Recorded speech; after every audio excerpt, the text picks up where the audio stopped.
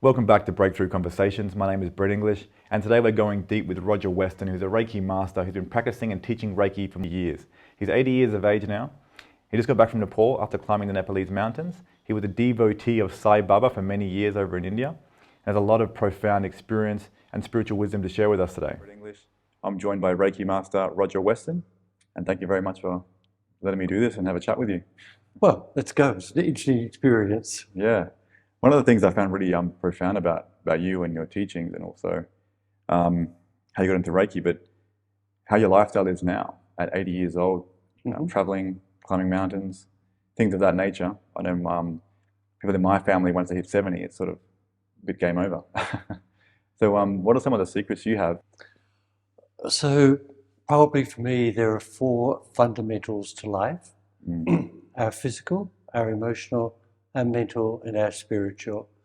And so those aspects, for instance, the physical, the food we eat, the water we drink, how much sleep we get, how much exercise, that is one of the things that are about our physical world.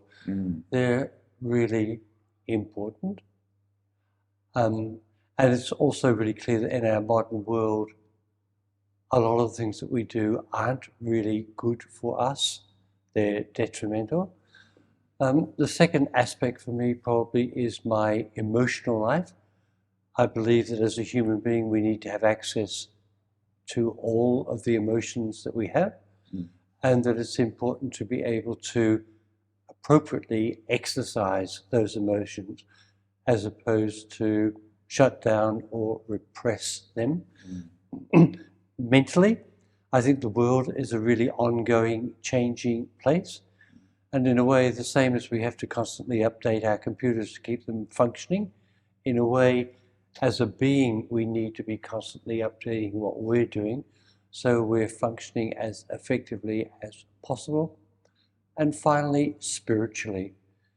I think we live in a world where we believe that we can buy or source everything that we need, but actually it doesn't really matter how many TVs or holiday houses, etc., you've got. There's an empty space inside here that I think nothing can fulfill. So what I observe in life is that many people might pay attention to their physical or their emotional or their mental or their spiritual, but actually what we need to be doing is paying attention to all of that. If you had a 4-cylinder car and you were running it on 2 cylinders, clearly you wouldn't get very good performance. And so for me, what is important is that each day of my life, I try to pay attention to those aspects of my life so that what I'm doing is living a life that is holistic. I doubt that it's possible to live 100% perfect life. And really, I don't know that I'm that driven to want that. But I see that just fundamentally, if I'm living a life that supports me holistically, that empowers me as a being, well then probably I've got the best opportunity to continue to live my life as well as possible. One of the things you said was some of the things in the modern day life are toxic and extremely bad for us. Are there a few things you've seen that you would recommend people to avoid, or what are those toxic things that stand out to you that we do on a day-to-day basis, which is killing us? So I think a lot of the foods that we eat these days aren't good for us. And in fact, often they're really bad for us. And so typically, as much as possible, and with my wife's encouragement, I would eat mostly organic fruit and vegetables, because I believe that they're, especially if they're locally grown, because then they're full of the nutrients and minerals and vitamins that they were really intended. So I think a lot of the foods that we eat that are highly processed, although they're delicious, they're also full of sugar, full of salt, full of other preservatives. And so, you know, if you were putting junk fuel into your car, once again, you probably wouldn't really be surprised that it doesn't perform very well. And so I do think that although organic or biodynamic foods are more expensive, I actually think that they're better. You get better value out of them. And so I would never drink the popular brands of soda Yeah. drinks, and I never go to fast food places and eat fast food. So what I recognize is the foods that I eat are the things that sustain me. And so if I'm eating wholesome food, that nourishes my body, and then my body's able to perform better. Yeah, beautiful. Makes perfect sense. I know. Yeah. And how did you get into Reiki? How did First, I that's- get into yeah. it? So I think in a way, I was thinking about this recently, and I was thinking along the lines of, at the end of one's life, people often talk about how their life flashes before them. Mm. And I think I had this idea that perhaps it flashes before me, but maybe it's like all of these pieces of my life come together as like a jigsaw puzzle. And so it's all there, and then I'll be able to say, now I understand my life. Mm. So I don't know that in a way I've had any clear intention with my life. It's been an ongoing journey. Sometimes there have been a few crises and catastrophes along the way, Mm. but in a way I feel like I've always been blessed, and that I've been able to recognize that there are times in my life when something is changing, and I might be happy or unhappy about that change. But what I've learned is that if I look, there's often a gift that's waiting for me. And so there's a transition that occurs into that next stage. Mm. And so, like so many people of the 70s and 80s, I was into yoga and meditation. And in 1991, I heard about this practice called Reiki, and I thought it would be an interesting extension to the energy work I was already doing. And so I did level 1, and I liked it. And as a consequence of that, I got to negotiate with an Eastern States teacher to come over and teach a whole number of courses, because in those days there weren't a lot of Reiki teachers. And he came over, and as a part of that I did level 2, so that door just opened. And as a part of that I met some people who were doing their teacher training, who introduced me to their teacher, who offered to train me as a teacher. And so that door opened. So I didn't have any great master plan that I'm aware of that I would live this sort of life. It was a life that unfolded. And having been involved now with Reiki for over 30 years, I'm really delighted in the gifts that it's given me. In the Reiki course, we talk about many blessings, living a life of many blessings. And I think that when we open out to that, our life really can be blessed. There's still, I don't know really how this will all end in many ways. I don't know how this will end, but it's a journey that continues. And I'm really settled, contented into that journey. Beautiful. Now, can I ask you what were some of the biggest obstacles you had to face within yourself, whether emotionally or mentally or whatever's coming up, to be who you are today and teach the way you've been teaching, and sort of that transition into So I'm definitely very much still a 1940 model human being. Yeah. And so what's really clear for me, and it becomes clear, I think, to many of us, that we were conditioned during the early time of our life.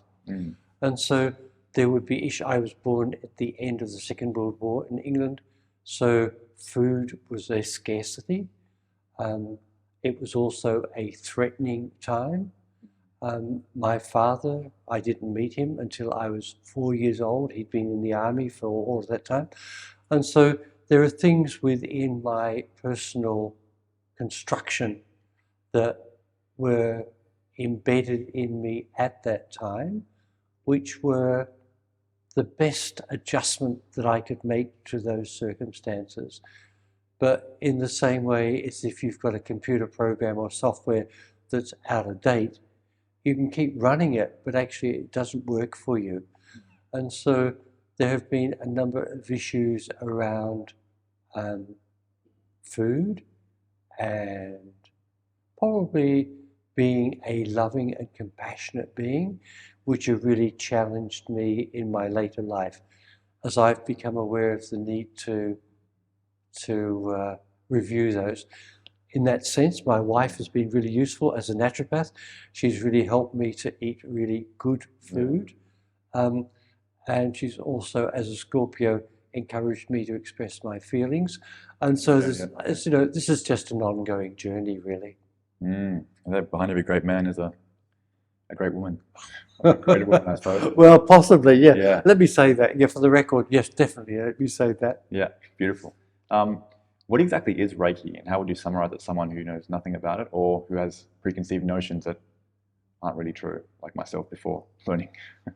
I think it's a bit of a challenge to describe Reiki. Certainly, if somebody's already been doing some energy work like pranayama in yoga or breath work or so on, they would be familiar with the idea that unlike when I went to high school and in science, we were taught that outside of Earth is a vacuum, there's nothing. We've come to realize that actually there's a consciousness that exists around us. And so I think that as we become more involved in that consciousness, we're able to live a life that's much more coherent. And I've actually lost the question that you asked me. One or two. The explanation? Simplify, yeah, what is Reiki? Yeah, so for me it's an energy package, and it's an energy package that I can access. So in the same way as the batteries in this might run down, and then they won't work very well, they need to be recharged. So for me, Reiki enables me to consciously tap into an inexhaustible supply of energy, which I can simply apply to myself to empower myself. And as a practice, I can also use that to provide treatments to other people. So Reiki means the life force of the universe, and perhaps at a deeper level, it's the conscious level of the universe. So my intention is to connect into that energy and to then be a simple conduit for that. Beautiful. And do you think people have lost the ability to heal themselves or to live a balanced life where their body is just repairing regardlessly? And what do you think causes that separation or that inability to tune in and just heal yourself from any abnormality? So I would agree, I think, with what you're saying there, that if we were totally natural human beings, we would be self-healing. And we'd be in tune with ourselves to the extent that if there was some aspect of our life that was out of balance, we would recognize it. The trouble with the modern world is it's full of so many things. There's hardly any time, unless you make it, there's hardly any time to pay attention to what's happening in your life and to listen to what's happening in our lives. It's just full of, and it's full of things which are saying, if you do this, if you take this, in other words, it's like all of these things are external to us, but what you need to do is to engage in those, and then they will be able to empower you. Whereas it's really clear to me that everything that I need is actually within me. And that most of the things that I do outside of myself are distractions to my life. And so, do we have the ability to heal? Absolutely. But what we need to do is to pay attention to the disharmony harmonies in our lives. And as we become aware of those disharmonies, there's the opportunity then to, oh, yeah, I recognize I haven't been eating very well in the last few months. Let me pay attention to that. So definitely we have the capacity to heal ourselves. It's just we need to be aware of what are the disharmonies and then to do what needs to be done. One of the problems of our modern world is the absolute convenience that we all expect. And so often in our lives to go and get a pill or something as a quick fix to what's going on in our lives might provide a quick fix, but actually it doesn't sustain us. So for me, what's fundamental in the process of healing is recognizing the difference between symptoms and causes. And what most people do is they treat symptoms of their lives. They try to ameliorate the symptoms, and that might ease the pain in the short term. But unless you actually treat the causes of the disharmonies in your life, then actually nothing permanently changes. And that's the really hard part of life and healing, in the sense that if there's something out of whack for me, I have to pay attention to that and I have to do something about it. I can be supported in that process, but unless I'm doing the work, if I'm expecting other people to do the work for me, it doesn't make the changes. Yeah. Well, what you said today about Reiki isn't a healing modality, it's a way of life or a way of living. I was kind of like, oh, that does make sense. So people who go and get Reiki as a service, are they technically doing the wrong thing? Should they be embodying it, doing a daily practice? Or what's the best way to do Reiki, and what is that lifestyle that we're talking about? So I think one of the great things about, so I think for many people, life is not clear. There's no clear understanding about how life would work. There's no clear understanding about how disharmonies manifest in the body and ultimately cause dis-ease. So one of the things that I think Reiki treatments do, and learning Reiki, is it helps us to remember who we are. And so in that act of remembering who we are, there's the opportunity to, okay, now I remember, I get that. So from that awareness, there is then the opportunity to go on and live your life in a more empowered way. If you don't know why your life isn't working, or if you blame your star signs, your karma, your God, all of that sort of stuff, actually that's not empowering, because it actually doesn't change anything. And so it's really about becoming aware. And that's what Reiki is about, becoming more aware of yourself. Yeah, and so in the first instance, it just might be, wow, I've had a Reiki treatment. I didn't realize how stressed I was. Boy, I need to pay attention. Or, wow, I've just had a Reiki treatment. I remembered what it was like to meditate now. Gee, I need to get back into my meditation. And so, although Reiki would not, come in, lie down, I'm doing a treatment, you're healed, next. It's not like that. Life is a process. And so as an individual, what we need to do is to recognize, well, where am I in this journey? And what do I need to do to empower me to continue? Beautiful. And what were some of the precepts of Reiki? So one of the things that was interesting about Yusui was that he understood to say to somebody, change your life, isn't enough guidance.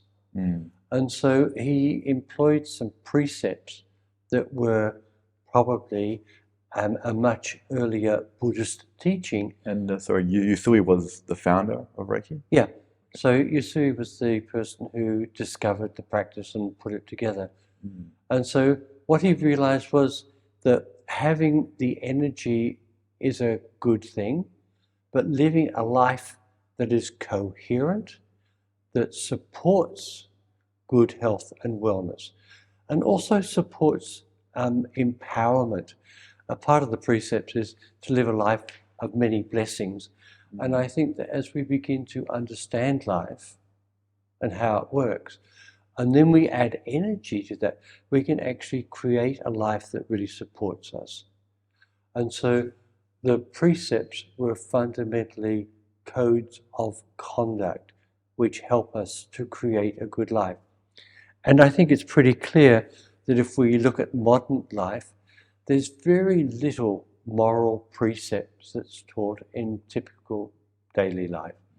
It's really probably most of what we get presented to us are distractions, and the distractions about the inadequacies of our life and how somebody's got a product that will fulfill that, as opposed to recognizing, well, hold on, this is my life.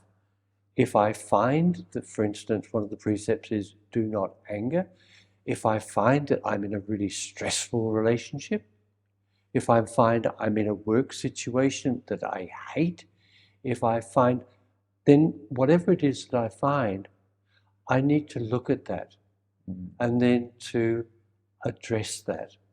And so I think Yusui was really smart in understanding it's not enough just to have the energy. What you also need to do is to have a lifestyle that you can live, which will empower that. Beautiful. You mentioned about one of the Buddhist teachings about the 3,000 different dimensions or realms and the human experience. Could you go into that a little bit more? So I don't really know a lot about that. I know that one of the Buddhist prayers or mantras talks about may all the beings in all the realms be happy. And I've heard mention that there's 3,000 different realms. And I don't really know very much about that. I think life is probably a lot more mysterious than I can imagine. And to a large extent, what I really want to be focused on is this is my life here now. You know, I've often met people who have been deeply into past life regression or working out karmic stuff. And I can see that there's a place for that. But it isn't really where I want to be putting my energies into. What I want to be putting my energies is, here I am today. How do I create that calm, quiet space within me, which is my most powerful place? Then how do I hold that as I step out into the day and give this day my best shot? Beautiful. At the end of the day, can I then come back and sort of close it down so that tomorrow I begin that process again? So there may be 3,000 realms and they may be filled with all kinds of beings, but fundamentally I want to be here now. Perfect. And the Buddha said that the human life was one of the toughest lives out of the realms that they've heard of. And did they mention why that was? What about the human condition was so difficult compared to these other realms?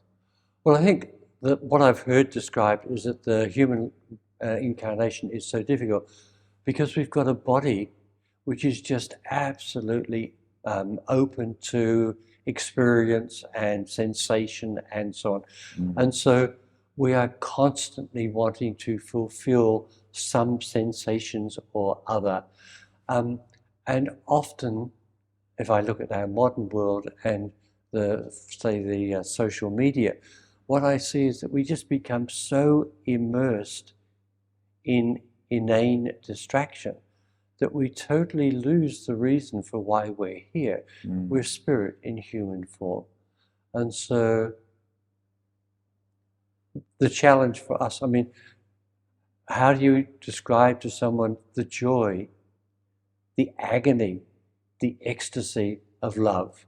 I mean, it's such an integral part of our lives True. that it can be so fulfilling, but it can also be so destructive. And at some point, we need to find our own place in that so that we're not constantly being distracted. It's hard to sit and meditate, to be mindful, if you're really lusting after the girl who lives next door or down the street. Yeah. And so there comes this observation that the human condition offers an enormous amount of distraction, and that's great. But also we need to learn to manage that. Otherwise, all we do is pursue distraction after distraction after distraction. That sums it up pretty accurately.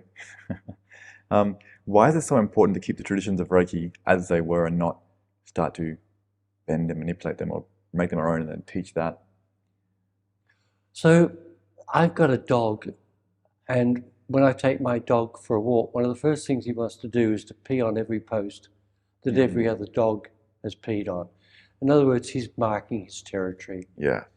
And I think in a way, human beings are a bit like that, especially in our modern world, where we want to customize. We want to, this is my practice.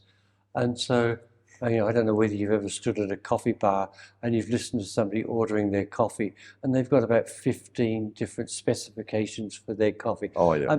I mean, we live in this crazy, crazy world. For me, it's easy. I have a black coffee, please. So what I think is interesting about the traditions is that they're based on past experience.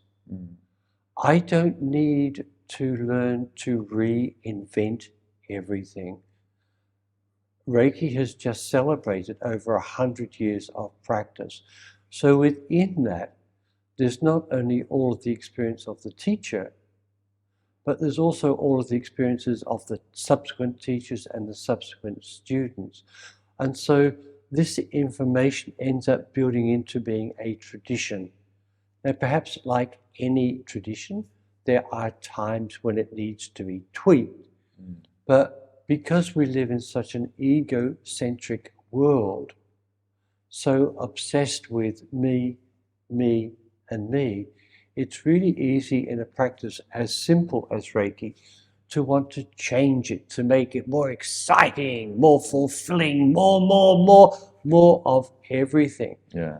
And in fact, to do that takes you away from the essential essence of the practice. So for me, respecting the traditions is a fundamental part of it. One of the primary teachers of Reiki in recent times, Phyllis Furumoto, used to say that accepting the practice of Reiki was a part of the spiritual discipline. So if you wanted to be a practitioner, recognizing that it required you to do this stuff, irrespective of what your ego was driving you to do, that to accept that is actually a part of the spiritual practice of Reiki. And so for me, tradition plays an informative role. Beautiful. And can Reiki actually be used with intention to sort of work with a certain chakra or work with a certain element? Or is it best to just let it do its own thing? So I think one of the fundamental principles of how life works is it's a combination of intention and energy. So I think a lot of what we do in Reiki looks like we're doing something, but actually what we're doing is a statement of intention attached to the energy. For instance, somebody wants a Reiki treatment. Please come in, lie down, take off your shoes. Okay, I'm going to do these hand positions. I'm offering you a Reiki treatment. So in a way, what I'm doing is putting a form around my intention. And that's a form for my benefit. And it's also a form for the benefit of the person who's on the table. So fundamentally, although I might work with intention, that is, somebody may come in and say, my marriage has just ended, I'm feeling really shattered. And I'll think, oh, okay, so why don't I do what I might call a mental treatment, which focuses in on the emotional and mental issues around this. But I'm also aware that I'm working with the life force of the universe, and that life force is infinitely aware. It's infinitely aware of everything that's caught up in this situation. Whereas I might have just some glimmer of an idea, the energy knows what to do. And so to a large extent, if I say to somebody, oh, well, let's do an emotional mental treatment because that will focus in, to some extent, what I'm wanting to do is to engage the client in that process. Oh, we're doing an emotional mental treatment. Yeah, I get that because my marriage has just ended, etc., etc. So in a way, what that does is engages them in the healing process. And then I work with the energy and allow the energy to work as it needs to. Beautiful. One of the questions you might have asked me is whether there have been any particular instances of Reiki that demonstrate its consciousness. And there are probably two that I could briefly describe. So perhaps in the 30 years that I've worked with giving treatments, there have been maybe 15 or so quite significant experiences. One of them revolved around a woman called Cecile. Okay. So I met Cecile when she was 84 and she was feeling a bit sad and depressed in her life. She drove what would be prized these days, an old combi, but apparently she drove it really badly. But anyway, Cecile was feeling a bit depressed in her life. And my wife suggested to her that having some Reiki treatments might be beneficial. So once a month I was going over to Cecile's house, setting up the table and doing a Reiki treatment. As I packed up after the third treatment, I was about to go and Cecile said to me, hold on, before you go, I need to talk to you.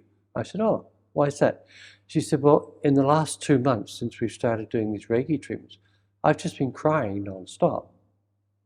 Now, I'm obviously a little surprised by that. And she obviously recognized my expression.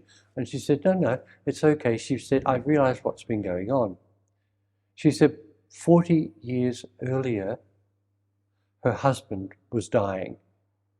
And her husband had a brother who really had significant emotional issues and conditions. And husband made Cecile promise that when he died, she would look after the brother. So, she promises. Hubby dies. There's brother needing to be looked after and supported, and also he fancies Cecile. So it's a drama that went on for 36 years until brother finally died. Cecile said to me, do you know what I've been doing in these last couple of months? Releasing my grief. Wow. She said, do you see that painting on the wall? That's a painting of my husband. When he died, I couldn't stand it. I put it in the back room. It was there for 40 years. But a couple of days ago, I felt like I could actually bring it out and put it back up on the wall. Now, for me, this is probably a very clear indication. I knew nothing about Cecile except she was a bit depressed and she was a really terrible combi van driver. I'm giving her a Reiki treatment. The energy's going inside Cecile. It's looking around and saying, whoa, there's 40 years of unexpressed grief in here. We need to dump this. And for 2 months, she cried it out. And it then got to a point where that process was complete. And so there wasn't the anguish, the pain. And she was able to go get the painting and put it up on the wall and not be devastated by remembering that it had been healed. And so for me, this was just a really profound experience about Reiki knowing what to do and doing what needed to be done. Wow. It's a really cool story, actually. Well, it was a great experience. Yeah. I mean, to see the transformation that occurred, it was just a great experience. Mm. Have any other stories come to mind of the innate knowledge of Reiki? Well, there is another one that was also really quite astounding to me at the time. A woman called Pippa rang, and Pippa said, Roger, I'd like to learn Reiki, and my boyfriend Paul would like to learn Reiki, and my girlfriend, I can't remember her name, let me call her Mary. Mary wanted to learn Reiki. But the three of them wanted to learn together, but because they lived on a horse property, they could never all leave the property at the same time to come to a class. So Pippa said, Roger, would you come and teach a class at our house? I said, sure. So I set up to teach a 3-evening class. On the third evening, as a part of the training, Pippa is on the table. Paul, Mary, and I start giving her a treatment. So we're a couple of minutes into the treatment, and Pippa's body begins violently shaking. Wow. Exactly. That's what I'm thinking. Wow, what's going on here? Mm. So I said to Pippa, your body's shaking. Are you okay? She said, yes. So then I thought, hold on, how do I feel about this? And I thought, well, I've never heard, read, or seen anything like this, but let me see what happens. So we continued the treatment. She's really shaking, and about 5 minutes into the shaking episode, her abdomen begins to slowly lift. Now, at this stage, my eyes are a bit like crab's eyes. They're out on stalks, watching what's going on. So over a couple of minutes, it looked like something in her abdomen turned over, and her abdomen went back down. She's still shaking, and she continued to shake for about another 5 minutes. Then she went completely still. Now I thought, whatever that was, it looks like it's finished. Yeah. Perfect time for a strong black coffee. I don't drink alcohol, but I'm definitely into black coffee. Yeah. So I said to Pippa, come on, let's have a break. So during the break, I said to Pippa, I don't normally ask, but this was a bit unusual. What do you think this was about? So Pippa said, well, when I asked you to come and teach Reiki, I didn't tell you my story. She had been diagnosed with cervical cancer 4 months earlier. Her doctor had recommended a radical hysterectomy. She didn't want to do that because she and Paul wanted to have children. Doctor said, look, I'm really sorry, but that's my best recommendation. So she began to explore some complementary practices. She had a Reiki treatment. She felt touched by the experience. The practitioner suggested to her that if she learned Reiki, then she would be able to work with the energy in an ongoing process. So that was the reason she called me. So I thought, okay, well, that's interesting. So I went home. The next day I rang, she was fine. I rang a month after the course, she was fine. I rang her 3 months after the course. She'd just gotten a negative test. She had no signs of cervical cancer. I rang her 15 months after the course. She was 7 months pregnant. Now she has a daughter. Wow. So one of the things that just absolutely delights me is I didn't know anything about her condition, and I didn't really need to know anything. All I needed to know is, Pippa, when you're on the table, are you comfortable? Now let's work with the energy and let the innate intelligence, the innate knowing of the energy look inside you, see what needs to be worked on, and work on that. How does one increase their ability, either to heal themselves or to heal others with Reiki? Or is that actually possible to increase your potency or amount of output through this practice? So I think it's one of the big ego traps of any form of healing, that we want to imagine that we become more powerful. I mean, in one way I get it, because if you're wanting to make a contribution to people's life, if you can do that to the greatest of your ability, then why not? But in my understanding of it, when you are initiated into the practice in level 1, you're connected to the life force of the universe. You've got it all. There's no more energy in the system. You've got all of it. Certainly in level 2, you learn how to work with it in different ways, and the Reiki teacher learns how to work with it in different ways. But when you're connected to the energy, you have all of the energy. So really, in my observation, when somebody perhaps learns Reiki and then 3 years later comes to me and says, "Oh, Roger, I feel like I'm just so much more empowered. It just feels so much more." It isn't that the energy has increased. It's that their sensitivity to the energy has increased. So they're having the same experience, but they're having it at a deeper level. And so for me, the most profound practice really is just listening to the energy. In the Western form of Reiki, to some extent, it was quite formulaic.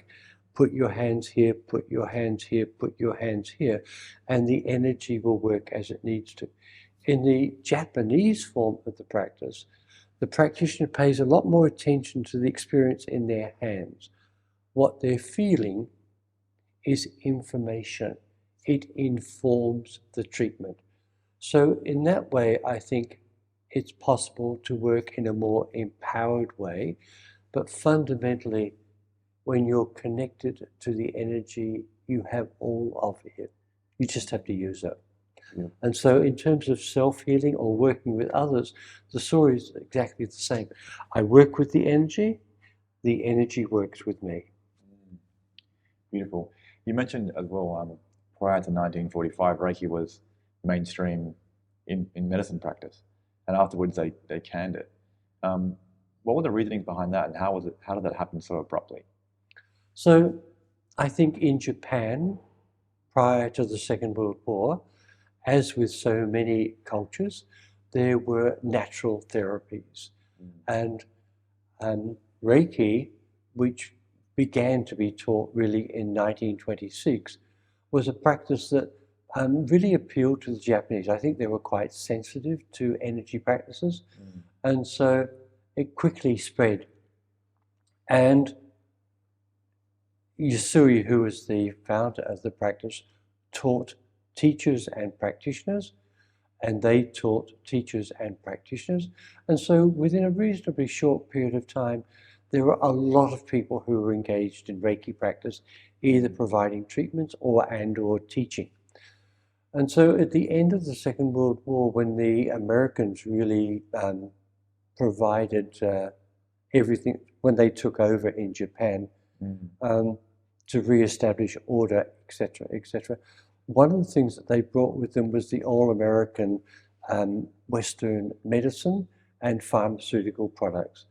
And they weren't really, I mean, it wasn't a part of the white American tradition to engage in natural practices. The American Indian would have had natural healing practices, but not the whites. And at that time, people like Rockefeller were promoting Western medicine. He was funding hospitals and training. And so Western medicine and the pharmaceuticals that followed that were really the principal form of health care. And so in Japan, at the end of the Second World War, complementary practices were actively discouraged. And Reiki was one of those practices where, instead of it being a public practice, where you could provide treatments to people, where you could work in public, had to become a private practice. And so, in a way, we see that that's what happened in many parts of the world, where practices which might have related to the indigenous culture, which came out of their traditions and out of their experience, were repressed and replaced by pharmaceutical medicine. I'm not against pharmaceutical medicine or Western medicine, but I really think that there are also times when we can work complementary practices, can also support people. I've worked as a volunteer at a cancer wellness centre for over 20 years, and I would certainly never have discouraged anybody from having their chemo or radiation or whatever. But what I do recognise is that there were complementary practices, acupuncture, meditation, Reiki, yoga, that actually supported the person while they were going through those other practices.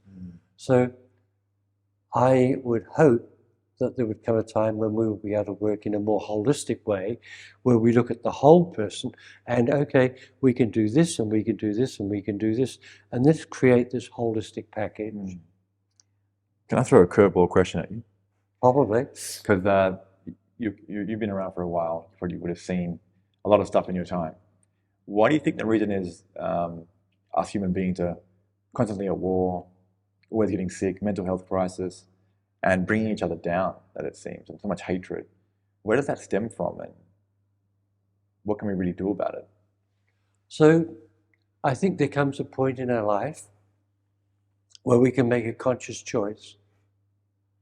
Do we continue to live a life based in fear, or do we generate a life that lives in love and trust? It's a fundamental life question. Our world is a fear-based world. It's based in fear. Why?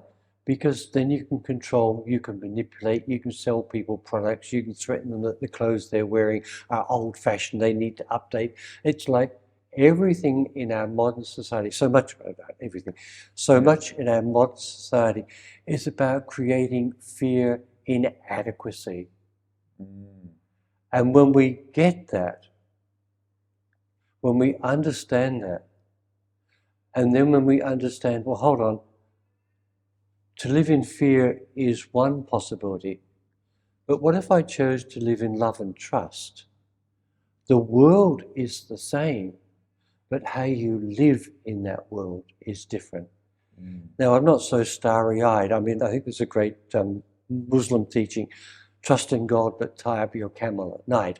In other words, yeah, trust that God will look after you, but also be sensible, be practical within that. So we live in a world based in fear, and fear is really useful in the short term, but as a long term, it's really detrimental to our health and well-being, and it's also really restrictive. We are afraid. Instead of being open and expansive and interested in life, we lead this very contained life. You know, probably, in my understanding, the greatest consequence of COVID-19, whatever that all was, the greatest consequence is going to be the emotional fear, the trauma that's been predicated on people and on children, young people. I think there were the two viruses, one, COVID-19, and fear. And fear, I'm afraid, will be the longest lasting consequence. And it immobilizes us. It takes away control and empowerment. And I don't want to live a life that's dominated by fear. I want to live a life that's open, expanding in many areas. Yeah. What are some of your daily practices that you do every single day, and that are just essential for a human being to function in society?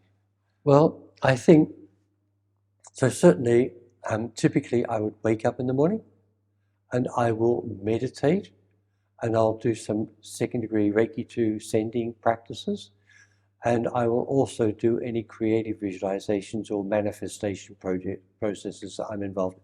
So I've got this little package typically in the morning, which will take anything between a half an hour and an hour.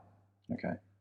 Then I'll get up, go for a walk, take the dog, have a swim, come home, have a bowl of porridge, have my first coffee for the day.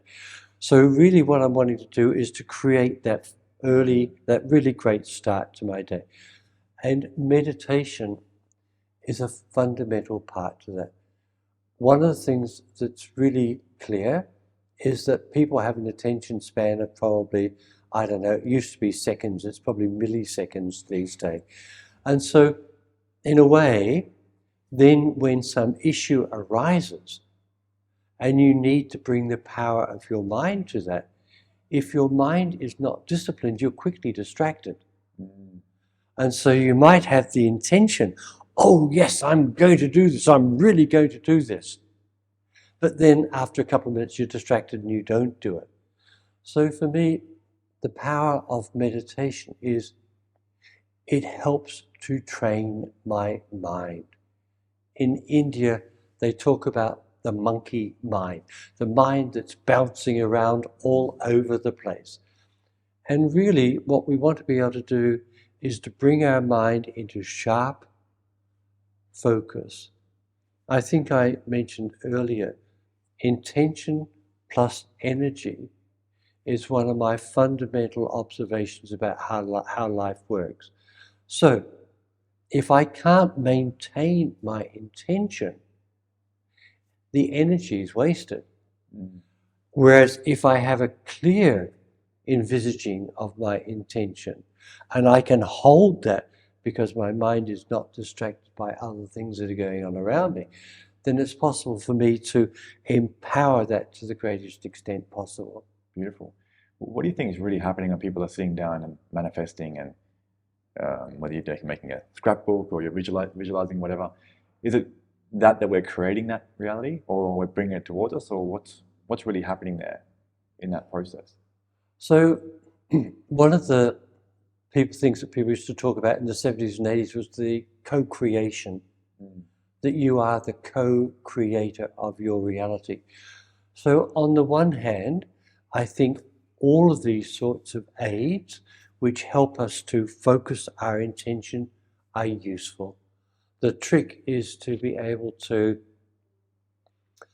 create simple forms of that. You know, I've just been in Nepal trekking. So if I had my vision board, I'm not really going to be carrying that around with me trekking in Nepal. And so I need to take that concept, okay, this is what I'm envisaging. I need to be able to take that in a really lightweight, portable form.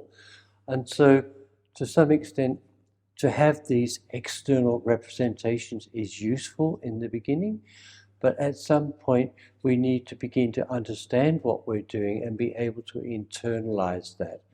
And then to a large extent, I don't need the vision board.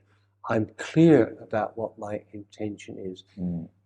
Perhaps, you know, I don't know whether you ever had your first bike, but whether it had those little trainer wheels on the side. Yeah. Well, that was really useful in the beginning because it stopped you from falling off your bike. But at some point, you want to get rid of those trainer wheels because that part of it's finished.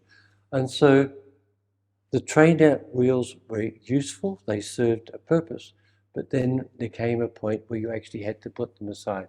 So all of the practices that we might use, which help us, if we continue with them, at some point they become limitations.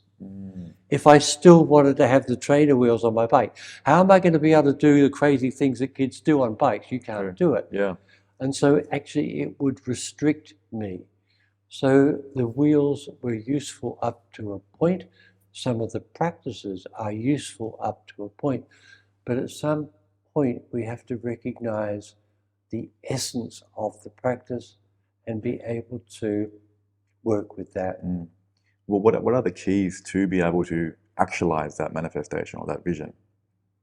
Energy plus intention. And is it possible? Absolutely. And what are the biggest setbacks in achieving that manifestation? If someone's doing it and not getting it, what's going on there? Well, either they're not constantly putting energy into the system. You know, we wanted to create a veggie patch. So first I have to have this idea, let's have a veggie patch. Why would you do that? Oh, organic, that sounds great. Okay, where would you locate the veggie patch? Well, this is a place that gets the sun, it's close to water, so that'll be good. How would you do that? Well, we're going to need to build a structure. We're going to need to fill it with all kinds of great nutrients and so on. And at some point when that's all ready, water it all in, etc., etc. Go to Bunnings, as you do, get some plants, put them in, water them, nurture them, keep away the bugs. So it's a process. Now, at some point, you're looking at your veggie patch and you're saying, wow, look at that, that's a broccoli. Wow, we grew that, that's fantastic. So that's the end point of the process. If I or my wife had said, let's have a veggie patch, and I said, yeah, great idea, but did nothing, nothing happens. So what I think is that people don't maintain the practice. And so, I mean, how many times would you have heard people say, oh, I learned meditation, but it didn't work? So when I drill down into that, I might say to the person, great, where did you learn? Oh, I watched a YouTube clip. No. Or how often do you practice? Oh, I did it for 2 weeks, it didn't work, so I've stopped doing it. I mean, it's just, unless you maintain the practice, you don't manifest what it is that you want to create. And what I see, once again, in our modern world, it's full of distractions. Yeah. And so a lot of people are like beautiful butterflies. They flutter around in their life and, oh, look at that. Chakras. Oh, that'd be so interesting. And they go over and they land on a chakra workshop and they do a couple of chakra things for a week. And then it's like, oh, look at that. Oh, reflex. Oh, whoa. And off the, oh, meditation. Oh. Yeah. And so, in a way, what they're doing is a lot of stuff, perhaps, but they're not getting into the depth of the practice.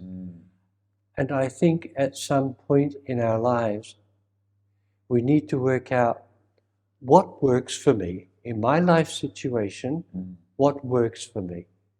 Now let me commit the rest of my life to doing that. The kingdom of heaven is within. Everything that we're looking for, all the peace, all the love, all the joy, all the hum, it's all in here. It's always been in here. All of these other things are distractions. Now, some of those distractions are useful in the short term, but if you just keep doing stuff after stuff after stuff, it's only superficial. The story of Reiki is just an absolute classic for this. So there's this man called Mikao Usui, born in Japan in 1865, interested in life, travels, does all kinds of things. When he gets probably into his 50s, which probably in Japan, I don't know, the average life age might have been 60 or something. So he's getting to the end of his life and he's probably thinking, wow, I've done all this stuff, but I still haven't found that inner peace, which in Japan at that time was called oneness. Being at one with myself, being at one with my world. So he went and lived in a monastery for 3 years, figuring that monastic life might help, and it didn't very much. So when he went back to the abbot and said, Abbot, you know, this still hasn't worked for me, what do I do next? The abbot suggested something which we would regard as quite radical these days. He said, go to the mountain and meditate. Find what you're looking for or die. So unlike going to the yoga barn in Ubud and doing a 3-day meditation retreat, this was really serious stuff. Yeah, you'll die up there. Yeah. And so he did. He went, he sat, picked up a bottle of water, he went and sat on the mountain. On his 21st day of meditation, continuous meditation, he had this overwhelming light experience, which he felt was the energy that he wanted, the connection that he wanted, the life force of the universe. And it had come out of him. So for me, this is a really clear teaching. What I'm looking for, the empowerment in my life, the fulfillment in my life, it's within me. What I have to do is to create the time and space to cultivate that. Now I know So many people say, oh yeah, I love doing my meditation, but I haven't got time. I love going for a swim in the morning, I haven't got time. Okay, so one of the adult skills of life is creating the life that gives you what you want. It's really easy to blame your mum, your dad, your dog, your work, your partner. It's really easy to make up all these excuses. Yeah. But ultimately, this is your life. What do you want? How do you create that?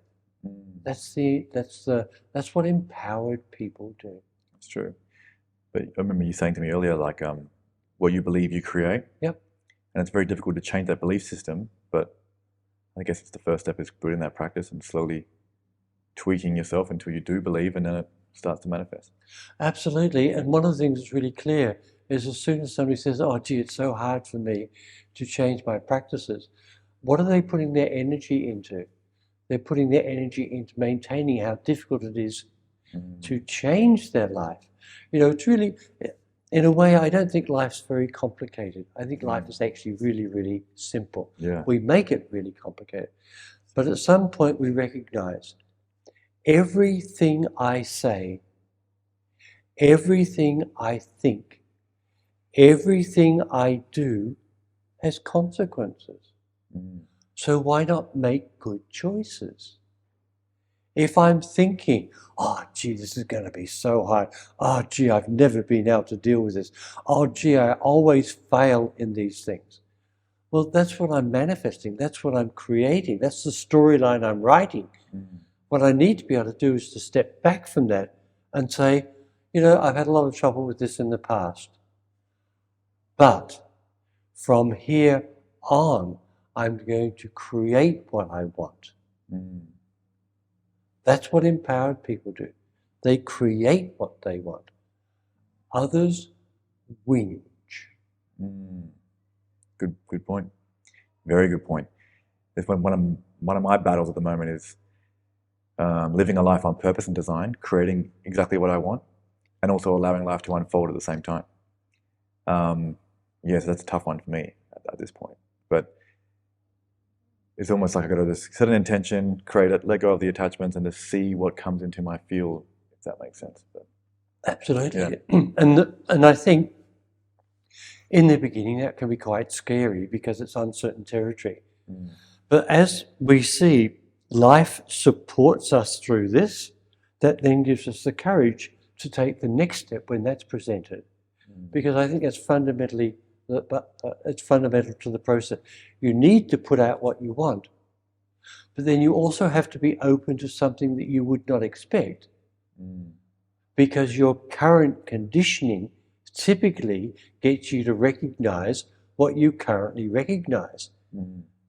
But that's only giving you what you've already got, which isn't working for you, which is why you need to change it.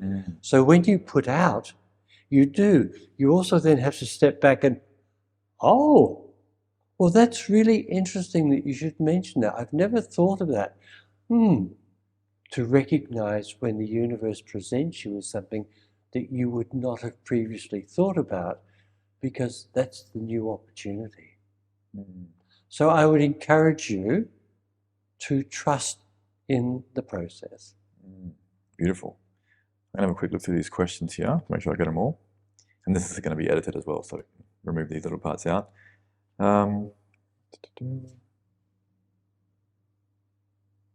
Okay, and one of the big ones is, do you believe in God? And have you ever had an experience that you believe of God, or how would you sort of define it? Or however you want to answer that is fine, because it's a big question and it's loaded, but what are your thoughts on God itself? So I think as human beings, as conscious human beings, we struggle to give meaning to life. And I think one of the useful models or activities that we can use is to create these external representations. And I think God in its many, many forms can be useful in creating a way to live, which helps us to find that place within us. I really believe that we were born perfect. It's just that we get lost. And we get lost in all of the stuff of life. And so what I think is useful is to have these external representations, these external practices, which help us to remember who we are. I believe there's a great Buddhist teaching which is built around the idea of there comes a time when you see the Buddha down the walking down the road, you kill the Buddha. Now, my understanding of that is, if I were a Buddhist, I'm not, but if I were a Buddhist and I always slavishly followed the Buddhist practices, that would be really useful to me in the beginning.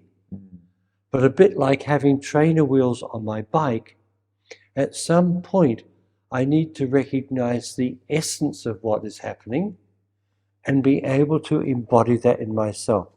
I had a spiritual teacher in India who was really an incredible inspiration to me, transformative experience. And when that teacher died, I realized, I now need to find that within myself. So my teacher, I had to internalize that. And so I think having spiritual or religious practices can be incredibly useful. I think at some point it's also then good to be able to embody that, to live that. And then to some extent, the external form is not as important. So in a way, do I believe in God? Absolutely. But I don't believe it in some singular embodied sense, and I've got it and those other people don't have it. Yeah. That's awesome. Your spiritual teacher in India, what were some of the standout teachings from him or her? So probably one of his main teachings was, my life is my message. And so he lived a very simple life, but it was also a life dedicated to service, to being of service to other people. And so he would have rituals, ceremonies, activities which would encourage his followers to live a good life. But ultimately, that's about, once again, embodying that. And clearly, that's an ongoing process for all of us. I know in one of Richard Bach's books, Illusions, chapter 18 starts off with a heading, "Here is a test to see if your work on the planet Earth is finished. If you're still here, it hasn't." So we are all engaged in this process. Yeah, finding ourselves, finding our essential self. And what is it or who is it you think that we are?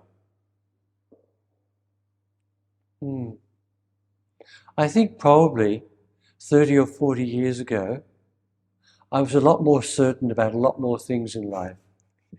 And I'm just, perhaps one of the things I'm clearer about is life is an unfolding mystery. And I've created some beliefs which help to support me and sustain me through this journey. But to some extent, I've got no idea. That resonates. Or where you, at one point in life, you feel like you're very sure of something, and you get a little bit wiser, and you're like, "Well, I wasn't sure at all." I got the last question here. A message that would reach to the world's population. What would that message be? I think to be aware that your life is what you've created. And the understanding that if you have created this life, if it's working for you, cherish it, embellish it, enjoy it. If there are aspects of your life that aren't working, understand you have the capacity to change it. Now, I know it's really easy, probably some person watching a podcast will think, yeah, well, what about the people of Ukraine? Or what about this or what about that? And I understand, there are great challenges in life, but we create our lives. Our life is a consequence of how we're living our life. And that's not a commendation or a judgment.